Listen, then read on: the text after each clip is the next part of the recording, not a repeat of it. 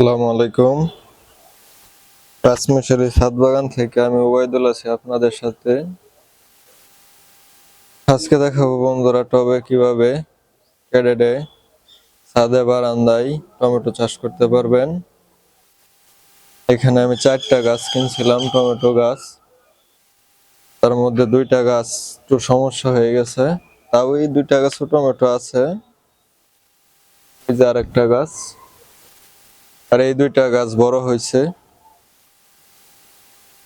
দেখেন কত সুন্দর টমেটো আসছে। এই যে এখানে টমেটো, কতগুলা টমেটো। এই যে এখানে ছোট ছোট টমেটো আসতেছে, আরো টমেটো আসবে, ফুল আছে। এই দেখেন টমেটো, এই দেখেন এইখানে আরো কতগুলা টমেটো আছে,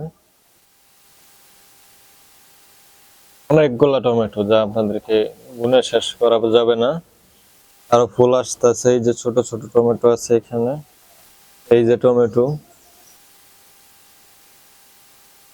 আপনারা চাইলে এইভাবে ছাদ বাগানে বারান্দায় টবে নিজেরাই টমেটো চাষ করতে পারেন। ফরমালিন মুক্ত টমেটো খাবেন। 3টা 4টা গাছ এরকম থাকলে এক ফ্যামিলির পরিবারের পারিবারিক চাহিদা পূরণ হয়ে যাবে টমেটোর। আপনারা কমেন্ট করে জানাবেন আমার টমেটো গাছটা কিরকম হলো।